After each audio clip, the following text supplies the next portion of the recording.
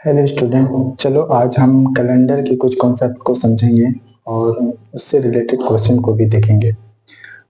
तो चलो आज हम देख लेते हैं। जैसे आपको दो डेटा याद करना पड़ेगा। एक जैसे सिंपल सिंपल ईयर में हाँ +11 ऐड करना है, और जो लीप ईयर रहेगा, लीप ईयर वह ईयर होता है जो सन के जो लास्ट के 2 डिजिट होते हैं वो 4 से डिवाइड हो जाते हैं, या तो फिर वह शताब्दी जो 400 से पूरी तरीके से विभाजित हो जाता है वो लीप ईयर कहलाता है।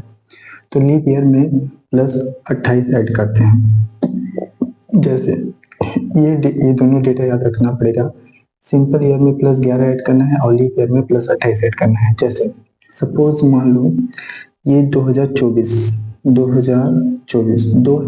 का जो कैलेंडर है, 2024 का जो कैलेंडर है वो कब रिपीटेशन होगा? ये कैलेंडर रिपीटेशन के लिए होता है, तो इसमें 28 जोड़ देंगे, मतलब 2052। तो 2024 जो कि लीप ईयर है उसमें 28 जोड़ देंगे तो 2007। मतलब 2024 का जो कैलेंडर है एज ए मतलब दिन, जैसे आज कितना तारीख है? आज मान लो आज 13 तारीख है और शुक्रवार है। तो 2052 में हाँ सितंबर में 13 तारीख को 2052 में 13 तारीख को शुक्रवार ही होगा। मतलब 2024 का जो पूरा कैलेंडर है वो 2052 में आपको दिखेगा। इसी तरह अगर मान लो कोई सिंपल ईयर ले लेते हैं, जैसे सिंपल ईयर लिए 2025, तो ये सिंपल ईयर है। तो 2025 इसमें कितना ऐड किया? +28। तो 2025 का कैलेंडर रिपीटेशन कब होगा? तो 2025 का कैलेंडर रिपीटेशन प्लस इसमें 11 ऐड कर देंगे तो कितना हो जाएगा? 2036। मतलब 2025 में जो कैलेंडर है, मतलब जो दिन है वही 2036 में पूरा एज इट इज कैलेंडर होगा। तो इस टाइप के क्वेश्चन अगर आते हैं तो आप सॉल्व कर सकते हैं। जैसे अगर मान लो पूछ दिया कि जैसे जैसे पूछ दिया कि मान लो 2025 2025 में 1 जनवरी को क्या था? सपोज मान लो कि 2025 में 1 जनवरी को, मान लो कि 2025 में 1 जनवरी को मंडे था। तो पूछ दिया कि 2036 में 1 जनवरी को कौन सा दिन होगा? तो 1 जनवरी को मंडे ही होगा। ये एक हाइपोथेटिकल बता रहा हूँ, क्योंकि 2025 का जो कैलेंडर है वो 2036 से मिलेगा। उसी तरह लीप ईयर में 2024 का कैलेंडर 2052 मिलेगा। एक और लीप ईयर ले लेते हैं, जैसे 2028 भी लीप ईयर है। तो 2028 का जो कैलेंडर है वो कब मिलेगा? +28 जोड़ देंगे इसमें, तो कितना हो जाएगा? ये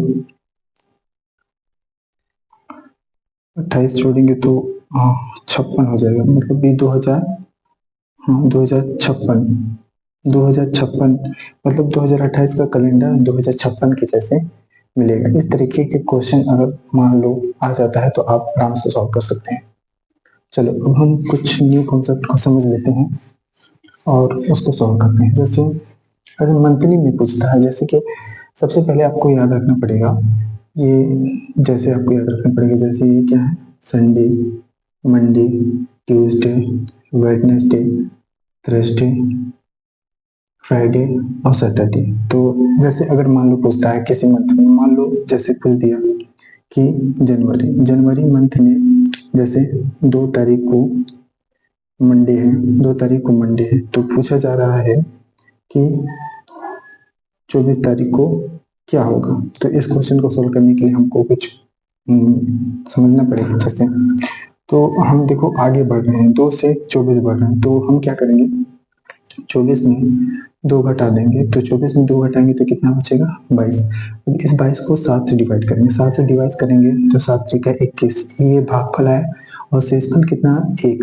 अब 1 देखो 2 से 24 बढ़ रहे हैं, मतलब बढ़ रहे हैं आगे, तो 1 आया। तो जैसे मंडे था तो मंडे से 1 आगे बढ़ जाएंगे, मतलब ये ट्यूसडे हो जाएगा यहाँ पे। मतलब 24 तारीख को जनवरी में उसी मंथ में ट्यूसडे होगा। अगर ये क्वेश्चन रिवर्स कर दे, उल्टा कर दे, जैसे सपोज मान लो कोई भी मंथ ले लेते हैं, फिर अब मान लो जैसे मार्च ले लो, जैसे मार्च ले लो, मार्च में अगर पूछा जा रहा है कि 28 तारीख को क्या था, ट्यूसडे था, तो पूछा जा रहा है कि 5 तारीख को कौन सा वार होगा। अब ये रिवर्स है, ये रिवर्स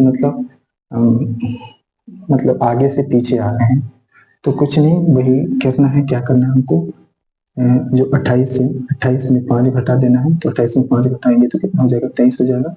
अब इस 23 को 7 से डिवाइड करेंगे तो 7 एक का 21, तो शेष का जो बचेगा 2 होगा। अब 2 हमको रिवर्स हो जाना है, तो कहाँ से, ट्यूसडे से, तो ट्यूसडे 2 रिवर्स हो जाना है, तो क्या हो जाएगा, मंडे संडे, मतलब 5 तारीख को कौन सा होगा, संडे होगा।